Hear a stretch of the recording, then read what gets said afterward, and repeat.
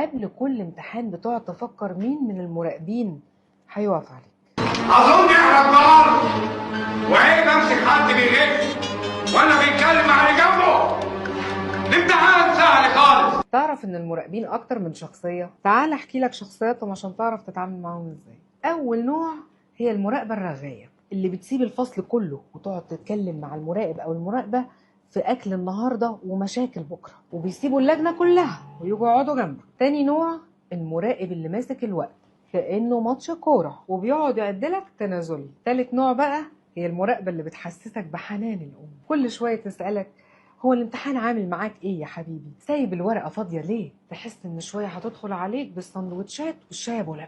النوع الرابع هو اللي بيقعد في نص الامتحان يأنبك انك ما ذاكرتش قبل ما تيجي. النوع الخامس بقى اللي بتصعب عليه وبيحاول يساعدك باي طريقه. يعني اي واحد بعت اجنده بلوك نوت يطبقه بهدوء.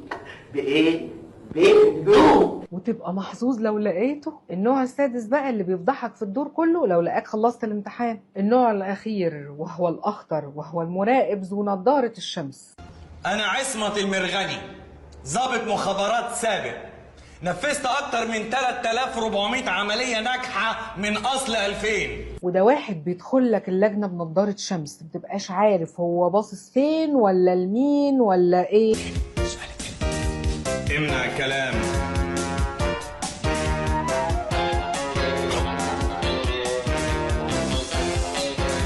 لو قابلت نوع مختلف غير دول يا ريت تقولوا لنا في الكومنتس. وما تنسوش دعواتكم لاولادنا اللي في الثانويه العامه بالتوفيق يا رب.